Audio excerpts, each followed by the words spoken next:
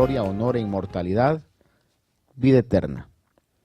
Pero a los que son ambiciosos y no obedecen a la verdad, sino que obedecen a la injusticia, ira e indignación. Habrá tribulación y angustia para toda alma humana que hace lo malo, el judío primeramente y también el griego. Pero gloria y honor y paz a todo el que hace lo bueno, al judío primeramente y también al griego. Porque en Dios no hay acepción de personas. Pues todos los que han pecado sin ley también perecerán. Pero los que han pecado bajo la ley, por la ley serán juzgados. Porque no son los oidores de la ley los justos ante Dios, sino los que cumplen la ley, esos serán justificados.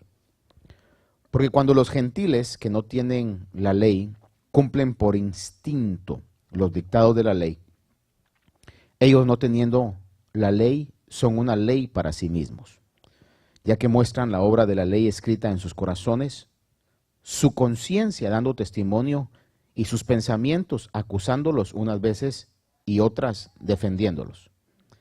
En el día en que, según mi evangelio, Dios juzgará los secretos de los hombres mediante Cristo Jesús.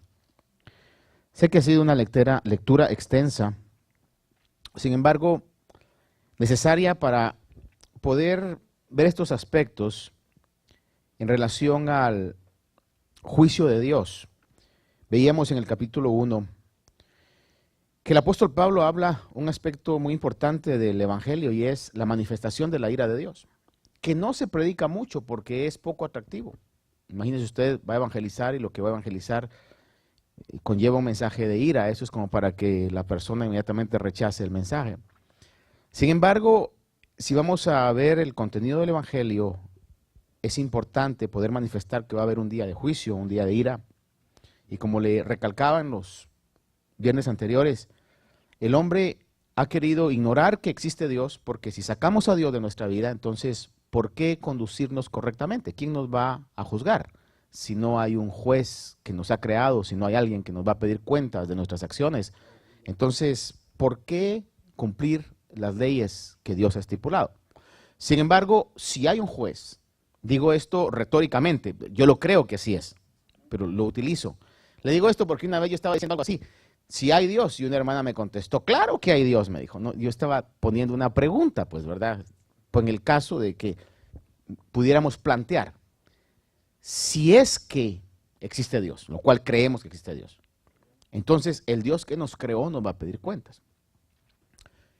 Y por eso es que el apóstol Pablo, después de poner en el capítulo 1 las consecuencias de la humanidad del hombre al haber abandonado a Dios, a pesar de que Dios se ha manifestado en la creación, a pesar de que Dios ha dejado en la creación todos los elementos para que podamos saber, entender, concebir que hay Dios, entonces Dios los abandona a sus propios deseos, a sus propios conceptos, a sus propios caminos. Pero resulta que en medio de ese abandono, el capítulo 2 nos introduce a una actitud peligrosísima que existe a aquellos que se consideran religiosos y a aquellos que se consideran morales en sí mismos. Parte de la humanidad, gente que se considera religiosa y gente que se considera con la suficiente altura moral para poder heredar la salvación. Y comienza diciendo en los primeros versículos, el versículo 1, dice: por lo cual no tienes excusa, oh hombre, aquí está refiriéndose a la humanidad, no tienes excusa, oh hombre, quien quiera que tú seas. Quien quiera que seas, tú que juzgas, pues al juzgar a otro, a ti mismo te condenas, porque tú que juzgas, practicas las mismas cosas. Fíjese que nadie puede juzgar, oiga esto bien, nadie puede juzgar a menos que tenga un concepto por lo cual está juzgando. En otras palabras, nadie que ignore la ley puede ser juez. Los jueces conocen la ley y porque conocen la ley, entonces juzgan. ¿Se imagina usted a un juez que no conozca la ley y que le pongan a usted a que él le dé un veredicto sin ni conocer la ley? Eso sería totalmente absurdo. Es decir, que aquel que va a juzgar es porque se supone que conoce lo que está juzgando. Entonces, si yo conozco lo que estoy juzgando, y porque conozco lo que estoy juzgando, juzgo y digo, oh no, qué pecador, qué pecadora. Ese mismo conocimiento que yo tengo me culpa a mí. Si no lo conociera, yo estaría libre de pecado. Pero como lo conozco, y lo que dice Pablo, y como juzgando, hago lo mismo, aunque no lo diga, entonces ese mismo conocimiento me está condenando a mí. En el libro de Hebreos, en el capítulo 10, versículo 26 al 29, una carta que fue escrita directamente a los judíos, dice la escritura, capítulo 10, verso 26 al 29. Porque si continuamos pecando deliberadamente, oiga esa expresión, deliberadamente, muy importante, la repito, deliberadamente, porque de que todos cometemos pecados, eso es indiscutible. Pero deliberadamente es que lo quiero hacer, lo planeé hacer, lo voy a hacer porque lo quiero hacer y porque he decidido hacerlo voluntariamente. Dice, si continuamos pecando deliberadamente, después de haber recibido, vea esto, el conocimiento de la verdad, ya no queda sacrificio alguno por los pecados, sino una horrenda expectación de juicio y la furia de un fuego que ha de consumir a los adversarios. Cualquiera que viola la ley de Moisés muere sin misericordia por el testimonio de 2 o 3 testigos. ¿Cuánto mayor castigo pensáis que merecerá el que ha hollado bajo sus pies al Hijo de Dios y ha tenido por inmunda la sangre del pacto por la cual fue santificado y ultrajado al Espíritu de gracia? La clave aquí está, si continuamos pecando deliberadamente. Santiago 3:1 lo dice de una manera muy concisa.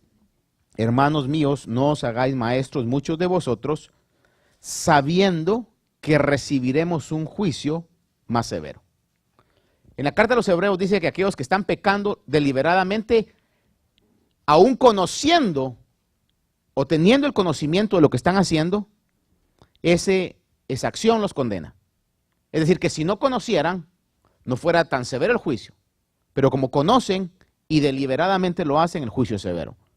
Por eso Santiago 3:1 dice, no sean muchos de ustedes, o no os hagáis maestros muchos de vosotros, sabiendo que recibiremos un juicio más severo. Es decir, que si yo no sé, y eso es muy importante, y lo recalca en uno de los últimos versículos que leímos, mientras más conocimiento tengo, soy más responsable de mis acciones. Oiga bien esto, mientras más conocimiento tengo, soy más responsable de mis acciones. Posiblemente usted puede decir como yo en alguna oportunidad dije cuando leí esto, entonces mejor me conviene no conocer. Porque mientras menos sepa, menos responsable. El punto crítico acá es de que la única manera de crecer es teniendo un verdadero conocimiento. Es decir, que no tenemos opción. Ahora, lo primero que puedo ver acá es que al emitir juicio, uno demuestra tener conocimiento de lo que está en contra de la ley de Dios. El que juzga es porque tiene conocimiento de lo bueno y de lo malo. Básicamente lo que el apóstol está tratando de que comprendamos y los hombres comprendan es que no hay que juzgar, punto. Pero si juzgo, es porque tengo conocimiento de lo bueno. Y entonces, si yo no estoy viviendo una vida de perfección y juzgo, me estoy haciendo culpable. Porque conozco realmente y eso me hace más responsable sobre mis acciones.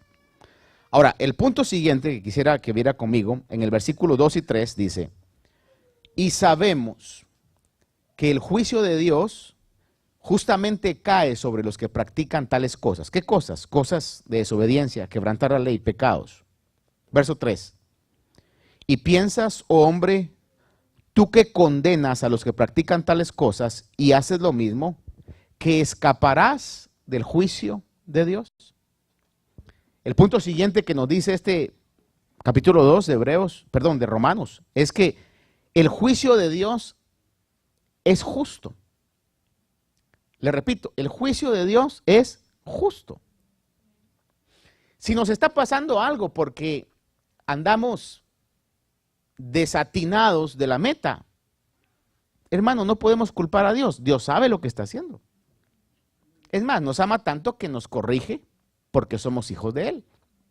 Como un padre corrige al hijo, lo corrige porque quiere que el hijo pueda tener una conducta que sea mejor, lo corrige para su propio bien. De la misma manera dice la carta a los Hebreos, Dios nos corrige a nosotros. Si pasan las situaciones, hermano, no solamente en uno, sino en las sociedades, en los países, es porque Dios es justo. Quizá no parezca, porque el hombre siempre quiere tratar de culpar a Dios. Al final, el hombre siempre va a querer que él sea el inocente y Dios sea el culpable. ¿Ha oído usted que este concepto se maneja mucho en el mundo? Dice, si Dios es bueno, ¿por qué pasa lo que pasa en el mundo? Hermano, mire, Dios es tan bueno, se lo voy a poner en este aspecto, y tan paciente, como dice en el profeta Jeremías, por la bondad del Señor es que no hemos sido consumidos. Si todavía viviéramos en el tiempo de la ley o fuéramos juzgados en el tiempo de la ley, por darle una actitud de desobediencia a los padres, nos apedrearían. ¿Cuántos de aquí ya estuvieran muertos? Al que pecaba en un pecado distinto, no voy a señalar cada pecado, lo apedreaban. La bondad de Dios se manifestó en el Señor Jesucristo, que ha sido paciente para con nosotros y nos da tantas oportunidades. Y la Biblia declara, que vamos a ver más adelante, que Dios es tan bueno que derrama su sol sobre justos y sobre pecadores, sobre buenos y sobre malos. Ahora, el juicio de Dios es justo, así lo dice la Biblia. Todo lo que Dios hace y permite es por naturaleza justo. Punto tercero que quiero que usted vea conmigo es que el hombre es culpable. Versículo 4 y 5, véalo conmigo ahí, dice, o tienes en poco las riquezas de su bondad, tolerancia y paciencia. Ve esas dos frases. Mire, hermano, ¿con cuántos de nosotros Dios ha sido tolerante? Tolerante y paciente. Conmigo ha sido extremadamente tolerante, hermano. Y no con esto me estoy quejando, ¿vale? Le digo, Señor, ya mucho. No, al contrario. Lo único que puedo decir es, gracias, Señor. Pero dice, o tienes en poco las riquezas de su bondad. ¿Qué lenguaje este, verdad? Riquezas de su bondad. Tolerancia y paciencia, ignorando que la bondad de Dios te guía al arrepentimiento. ¿Por qué Dios es tolerante? ¿Por qué Dios es paciente? Porque quiere que al nosotros recibir eso podamos reaccionar y arrepentirnos. Es lo que Dios desea. Y dice el verso 5, mas por causa de tu terquedad, recuerde que aquí está hablando a la humanidad en general, mas por causa de tu terquedad y de tu corazón no arrepentido, estás acumulando ira para ti en el día de la ira y de la revelación del justo juicio de Dios. Por eso le repito, Dios es justo, es tolerante y paciente. El juicio de Dios es justo, el hombre es culpable. ¿Por qué? Porque hemos quebrantado la ley de Dios. Mateo 5:45 dice de esta manera. Si usted no puede buscar los versos, yo se los leo por cuestión del tiempo. Pero dice Mateo 5:45. Dice, para que seáis hijos de vuestro Padre que está en los cielos, porque Él hace salir su sol sobre malos y buenos y llover sobre justos e injustos. A pesar de que el hombre es culpable, Dios es bueno. En Hechos capítulo 14, verso 15 al 17, cuando el apóstol Pablo y Bernabé están en una ciudad llamada Listra y les querían ofrecer sacrificios, querían endiosarlos, ellos están tratando de que los hombres no hagan eso y en medio de su discurso dicen, varones, ¿por qué hacéis estas cosas? Nosotros también somos hombres de igual naturaleza que vosotros y os anunciamos el evangelio para que os volváis de las cosas vanas a un Dios vivo, que hizo el cielo, la tierra, el mar y todo lo que en ellos hay. el cual en las generaciones pasadas permitió que todas las naciones siguieran sus propios caminos y sin embargo no dejó de dar testimonio de sí mismo, haciendo bien y dándoos lluvias del cielo y estaciones fructíferas, llenando vuestros corazones de sustento y alegría. Mire la tolerancia y la bondad de Dios al mundo. Dice que los dejó. Eso es lo que quieren hacer, háganlo pues. Pero dice que nunca dejó de darle las estaciones para que pudieran subsistir. Creo que ese concepto quizá hoy no lo podemos entender a cabalidad, pero un día vamos a entender a totalidad, espero, o comprender mejor la grandeza de la bondad de Dios. Dios es bueno. Y como dice un dicho ahí, todo el tiempo, Dios es bueno, hermano. Es lo que está dejando el apóstol Pablo aquí. A pesar de la maldad del hombre, a pesar de que el hombre ha llegado a desviarse a tal magnitud que ha cambiado realmente el concepto de lo que es Dios, lo ha denigrado, ha hecho imágenes de animales y se ha vuelto vano en sus propios razonamientos y ha llegado a deshonrar su propio cuerpo, hermano. A pesar de todo esto, Dios es tolerante. Y entonces el Dios tolerante está ahí y Pablo le habla a los hombres y dice, mira, no ignores que Dios es tolerante y no juzgues. No ignores la tolerancia y la bondad de Dios. Dios es tolerante y bondadoso porque está esperando que el mundo se arrepienta. Tú no juzgues. Porque al juzgar, si haces las mismas cosas, te estás haciendo culpable y merecedor de un juicio más severo. Y conoce que Dios es bueno todo el tiempo. Y si Dios envía juicio a alguna persona, nación, lugar, es porque en su bondad era necesario que ese juicio llegara. Porque Dios sigue siendo bueno. Lo ha manifestado cuando los hombres se han desviado. Él siempre ha mantenido su fidelidad todo el tiempo. Ahora, vea un pasaje más, o yo se lo leo, Romanos 3:25, dice, hablando del Señor Jesús, a quien Dios exhibió públicamente como propiciación por su sangre a través de la fe, como demostración de su justicia. Dice, porque en su tolerancia Dios pasó por alto los pecados cometidos anteriormente. Es decir, que cuando el Señor Jesús vino, Dios, los pecados que merecían la muerte del mundo, pongámoslo, que merecían otra destrucción total como la que pasó en el diluvio, Dios en su tolerancia pasó por alto esos pecados y mandó a su Hijo para que pagara por los pecados que hasta ese entonces el mundo había cometido. El otro punto que quiero que veamos acá está en los versículos del 7 al 10, pero vamos a dividirlo en dos. Los primeros versículos, quiero que vea conmigo versículo 7 y versículo 10. Versículo 7 habla y dice, bueno, el 6 no lo hemos visto, dice el 6, dice, el cual pagará a cada uno, ¿cómo dice? Conforme a sus obras. Ahora, vea el versículo 7. A los que por la perseverancia en hacer el bien buscan gloria, honor e inmortalidad, es decir, vida eterna. Y ve el 10. Pero gloria y honor y paz para todo el que hace lo bueno, al judío primeramente y también al griego. La Biblia claramente declara, y esta es una de las cosas que yo he llegado a comprender que es una realidad en la Biblia. La salvación Dios la otorga por gracia. La figura más clara de la misericordia de Dios se manifiesta en el ladrón que fue crucificado con él en la cruz del Calvario. ¿Qué buenas obras hizo ese ladrón? Absolutamente ninguna. Simplemente en un momento de misericordia, sus ojos espirituales se abren, reconoce que Jesús es el Mesías, le dice, acuérdate de mí. Quizá la única obra que hizo fue reprender al otro ladrón. Pero lo único que hizo. Pero de ahí reconoce a Jesús, le dice, acuérdate de mí cuando vengas en tu reino, y el Señor lo salva. ¿Por qué, pastor, dice que lo salva? Les dijo, hoy estarás conmigo en el paraíso.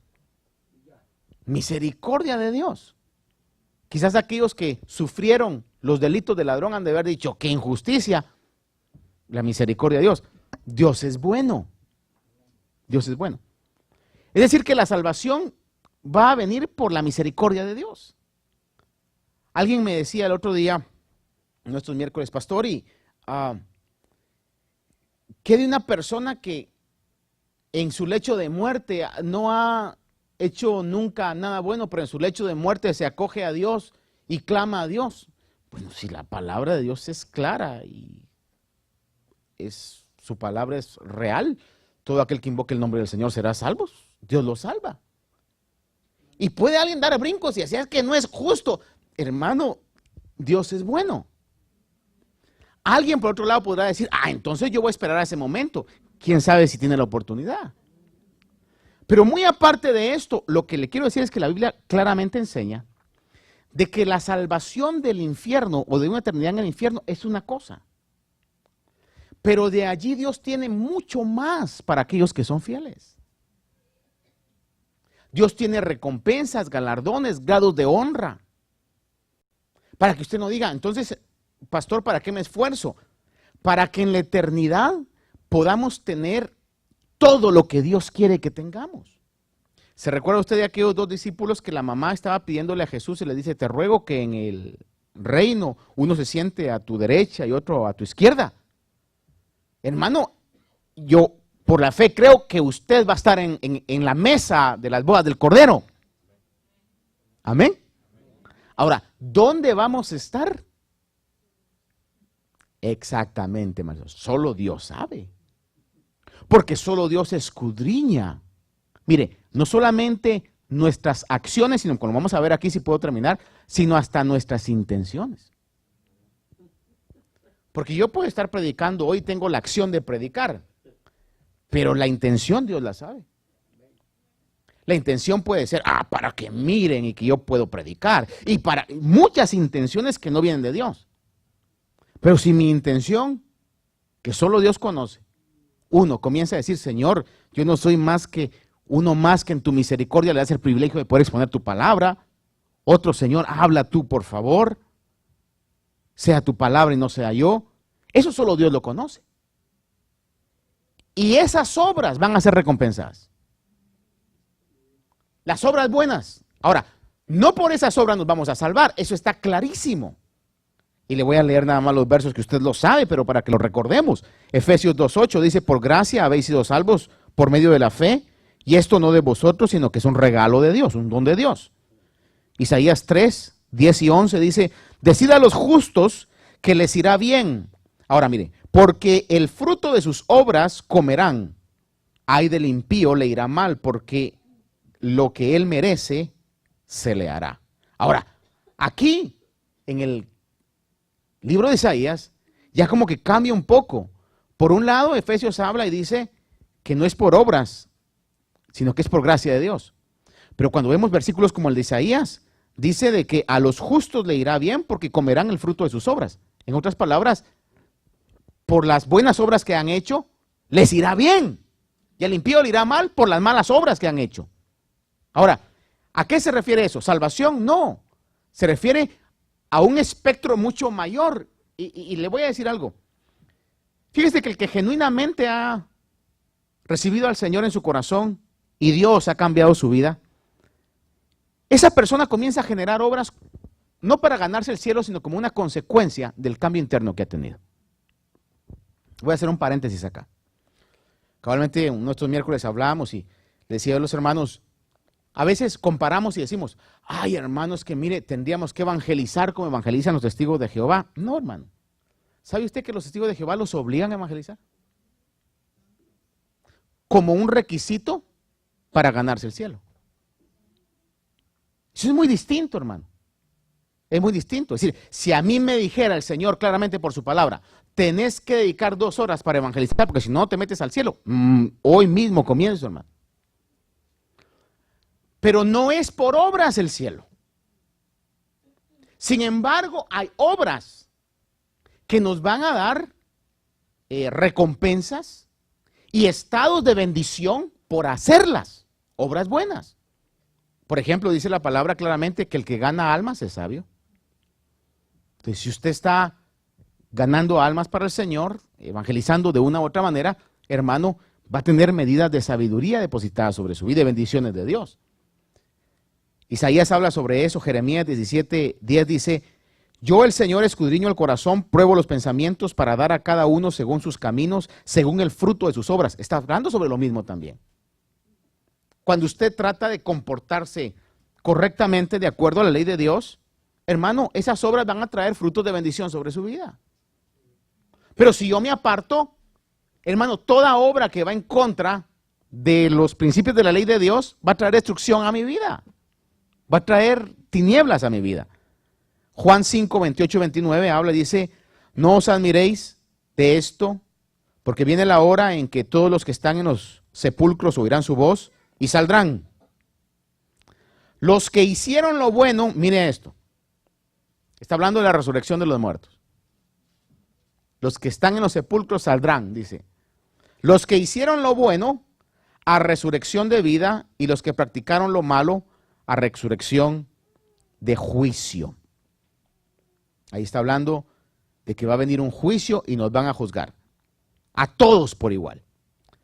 Primera Corintios, capítulo 3, verso 8, dice: ahora bien, el que planta y el que riega son una misma cosa, pero cada uno recibirá su propia recompensa conforme a su propia labor. Ve ese pasaje. Cada uno recibirá su propia recompensa conforme a su propia labor. Le pregunto a usted que ya sabe esto que es bastante sonado en la Biblia.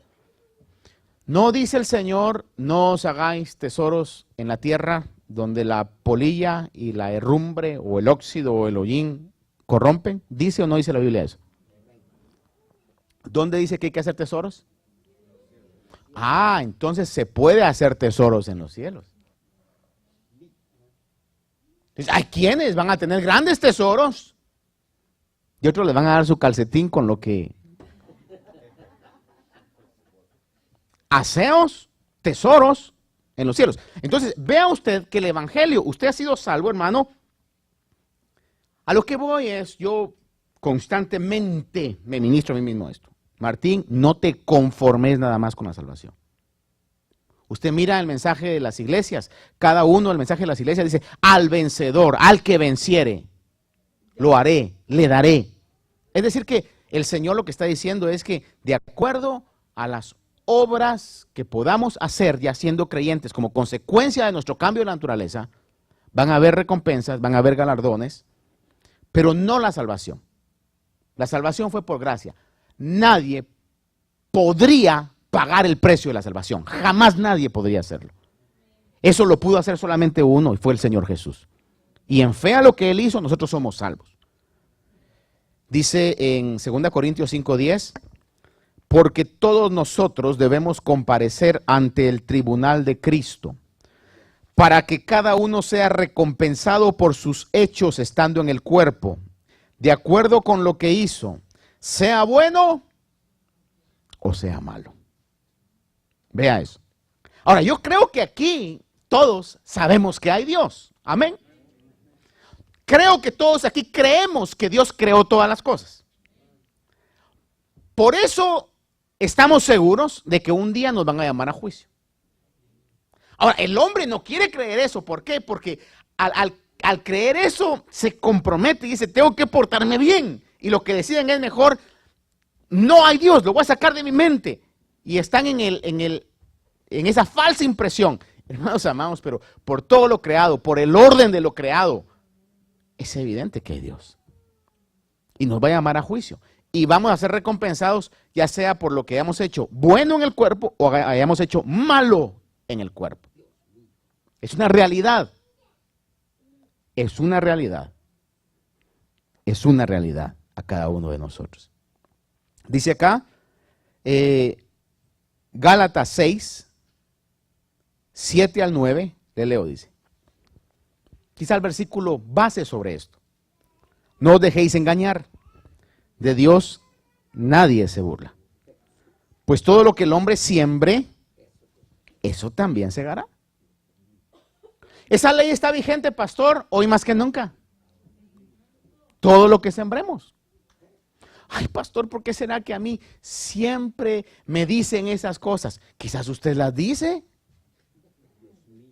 Alguien me dijo la otra vez, pastor, pero ese es el karma. Bueno, quizá lo han querido copiar, pero lo que la Biblia establece es todo lo que el hombre siembre, eso también va a cosechar.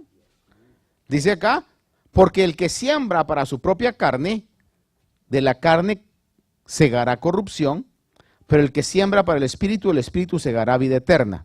Ahora vea cómo concluye el versículo número 9. Y no nos cansemos de hacer el bien, pues a su tiempo, si no nos cansamos, segaremos, cosecharemos.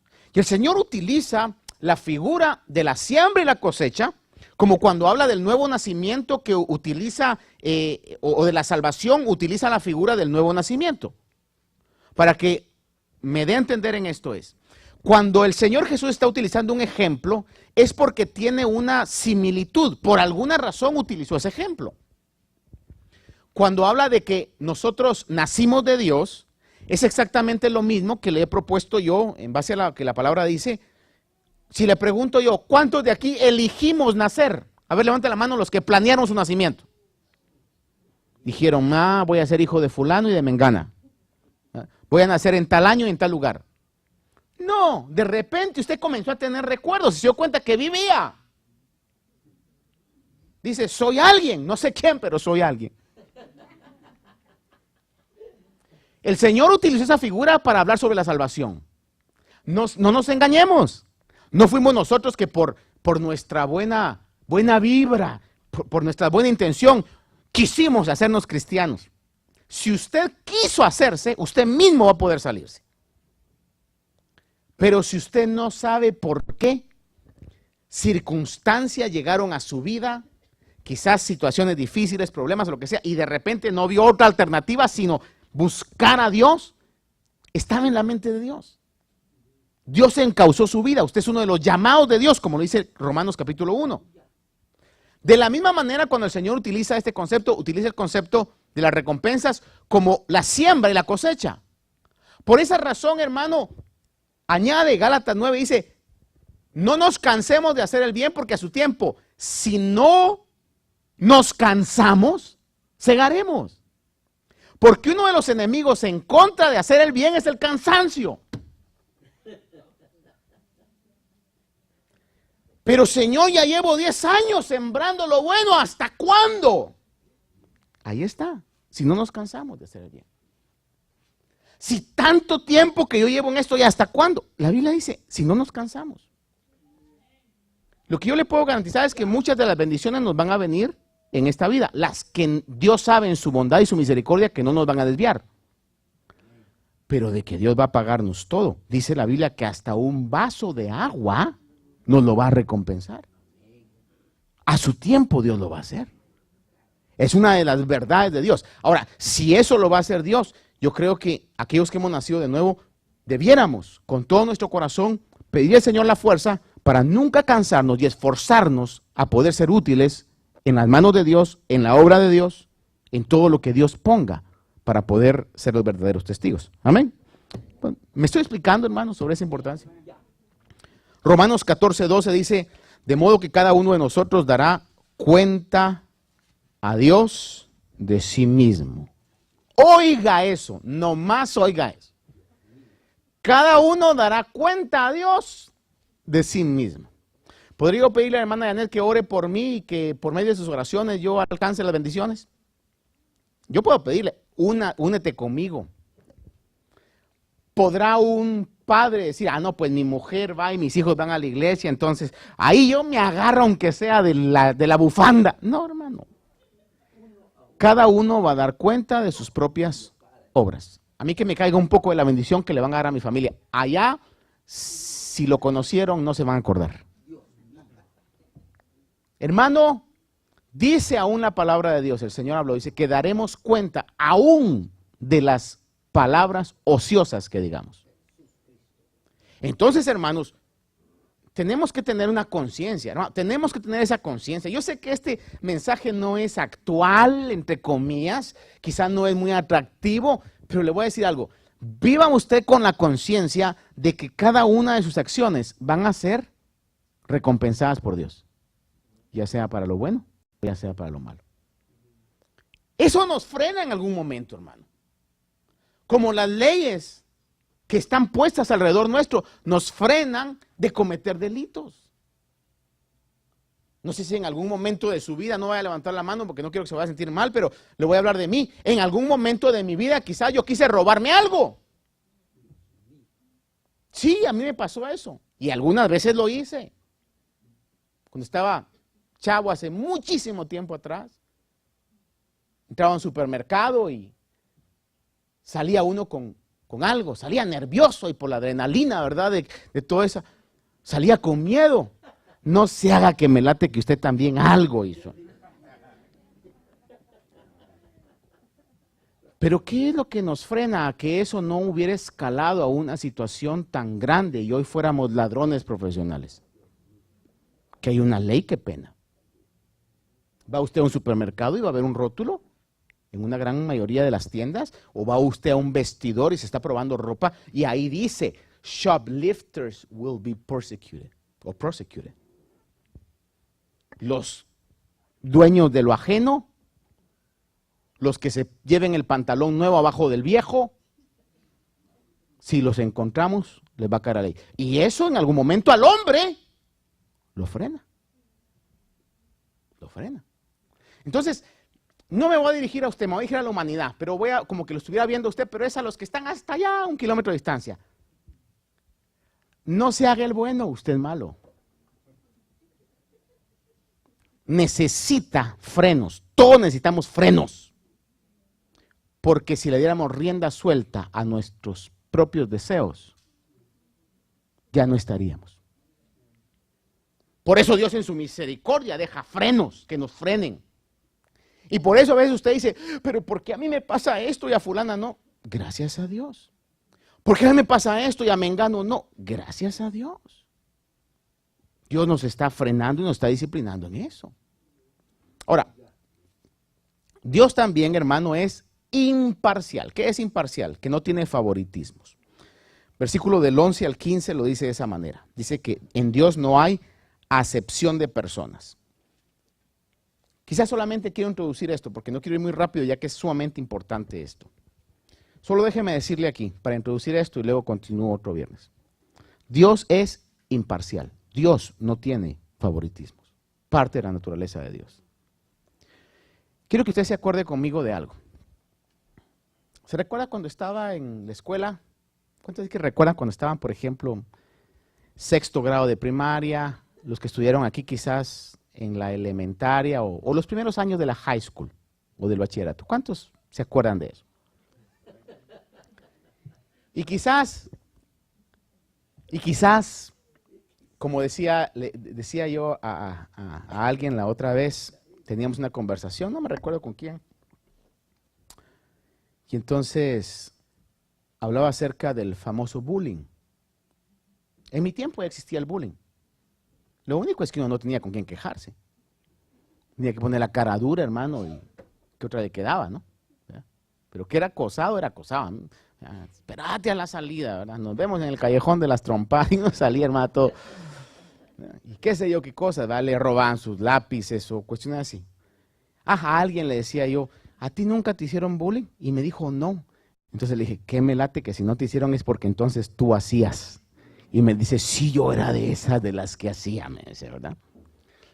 Pero lo que le quiero decir en este asunto es que, fíjese que Dios es justo, Dios es imparcial. No sé por qué le está hablando del bullying, se me fue el pensamiento. Creo que me metí tanto en el bullying que se me fue. Porque le estaba introduciendo esto. Dios es imparcial, hermano. Bueno, lo que le quiero decir e introducirle nada más es, Dios en su misericordia, Él no va a condenar de la misma manera a uno que ha tenido el conocimiento, como lo hemos visto, que a otra persona que no ha tenido el conocimiento. La palabra de Dios claramente lo dice y por eso no quiero entrar a esto porque el tiempo no me permitiría llegar a esto. Pero en lo que hemos visto anteriormente, claramente podemos ver que Dios es justo, tolerante, bondadoso. Por su bondad nosotros no hemos sido consumidos. Fíjese que si Dios mantuviera todavía la misma línea que mantuvo en la ley de Moisés, hermano, por cualquier tipo de pecado nosotros seríamos merecedores de la muerte. Sin embargo, el día de hoy no solamente no lo hace, sino que aparte de eso tenemos el recurso de Jesús, que es nuestro abogado que está intercediendo por nosotros. Entonces, lo importante de este capítulo, hasta lo que hemos visto es, hermanos, a pesar de que el mundo está perdido y va cada vez de mal en peor, esa es una realidad. Capítulo 1 concluye diciendo de que han deshonrado la imagen de Dios porque el hombre ha sido hecho a imagen de Dios. Así lo dice la Biblia. Y hoy ellos mismos se han deshonrado sus cuerpos. En medio de todo eso, Pablo dice, pero no te creas que tú eres justo. Tampoco si eres religioso, presumas de religioso y juzgues. Porque recuerde usted que la ley dice de que si quebrantamos, aunque sea uno de los mandamientos, es como que hubiéramos quebrantado toda la ley. Y lo que debemos ver en medio de todo eso es, Señor, no has enviado los juicios que anteriormente enviaste para destruir al mundo, porque eres tolerante, bondadoso y misericordioso. Y lo que yo debo de ver y proyectarme es, bueno, ese Dios justo que a mí me ha salvado. Me ha salvado para que yo pueda aprovechar esa nueva vida que ha puesto en mí para poder generar obras que puedan hacer tesoros en los cielos, generar buenas obras y que pueda yo ser recompensado por esas buenas obras. A lo que le quiero decir, y ahorita se me vino el pensamiento, es, usted que estaba estudiando, en alguna oportunidad, ¿no se recuerda que habían quienes estudiaban que uno los miraba como los más sencillos, los más vulnerables, quizás los más sencillos para vestirse? Y quizás a esos muchos ni siquiera se juntaban con ellos. Usted llevaba de su lunch sándwiches o sándwiches de jamón y aquel un sanguchito de frijoles, si es que llevaba. Porque sabe que eso se manifiesta aún en los niños, hermano. ¿Ya? Hay quienes llevaban con tenis nuevos y aquel con sus zapatos todos rotos y llegaba a eso. Pero la vida nos ha enseñado que muchos de aquellos de los cuales se burlaron, se esforzaron, fueron diligentes y hoy están aquí y los que los molestaban están acá. ¿Cuántos han visto eso? ¿O a cuántos nos ha tocado vivir eso y decir, wow, vos eras aquel? Sí, yo era aquel. Y como que tratamos de ignorar, ¿verdad? Porque si fuéramos honestos, vos eras aquel que yo como fregaba. Pero nos quedamos ahí nada más, vos eras aquel. Porque mire, de la misma manera, en Dios no hay parcialidad. Usted le teme, usted se esfuerza. Usted le dice, gracias Señor porque me dejas tu palabra para frenarme. Y yo voy a tratar de esforzarme por hacer las cosas de acuerdo a lo que tú dices. Le garantizo que Dios va a hacer que le vaya bien. Porque en Dios no hay parcialidad. No porque fulano sea hijo de pastores y que... No, hermano. Puede ser el que acaba de convertirse y dice, yo sí voy a caminar de acuerdo a lo que Dios me dice y con su misericordia voy a hacerlo. Le garantizo que podemos ver la mano de Dios porque en Dios no hay parcialidad. Amén. Padre, te doy gracias esta noche. Porque al estudiar tu palabra, Señor, y poder conocer un poco más de ti, Señor, mi vida es bendecida. Tú bendices mi vida, Señor, y marcas el camino por el cual debo seguir, Señor. Marcas también la necesidad que tengo, Señor, de poder pedirte por fuerza, de poder pedirte para que cada día crezca más en el temor tuyo.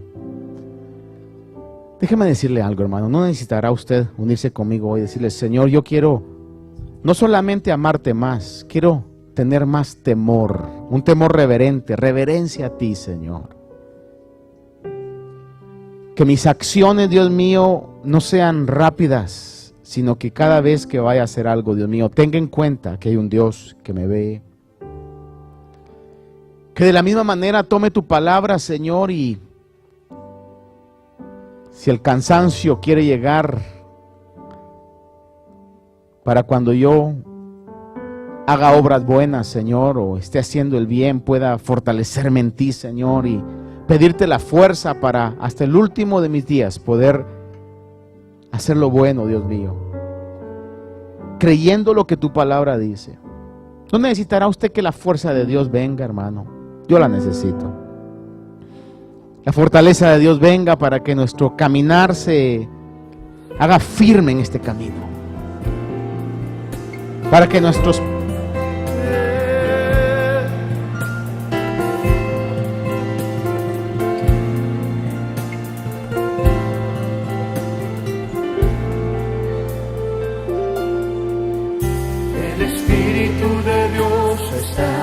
en este lugar, cántalo.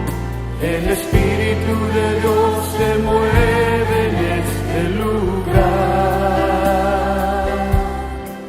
Está aquí para consolar, está aquí para liberar, está aquí para guiar. El Espíritu de Dios está aquí. El Espíritu de Dios está en este lugar. El Espíritu de Dios está. El Espíritu de Dios se mueve en este lugar. Dios está aquí para consolar. Está aquí para consolar. Para liberar. Está aquí para guiar. El Espíritu de Dios está aquí. Muévete en mí, muévete en mí, muévete en mí. Toca mi mente, mi corazón, llena mi vida de tu amor. Muévete en mí, Dios Espíritu, muévete en mí. Muévete en mí.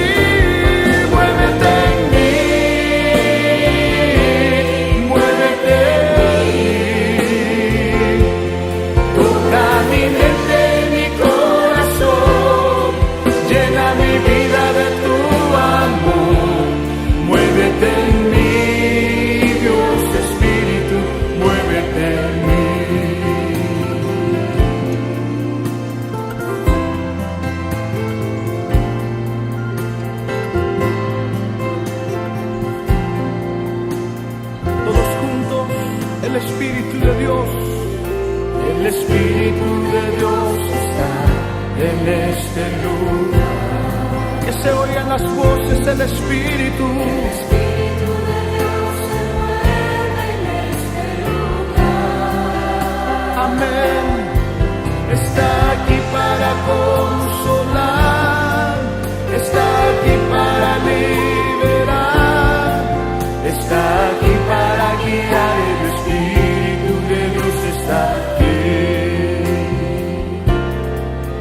El Espíritu de Dios está en este lugar.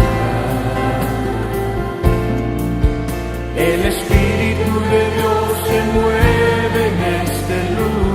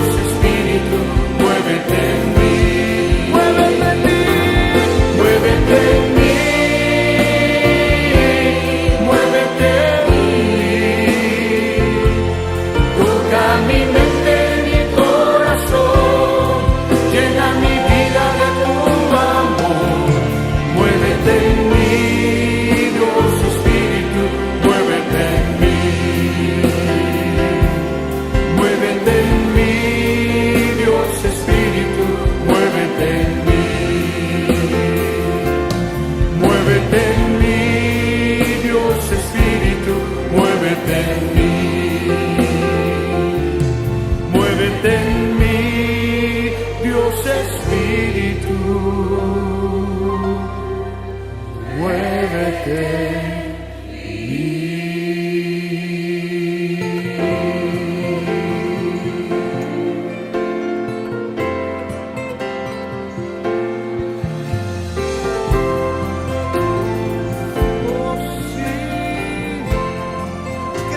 Espíritu Santo.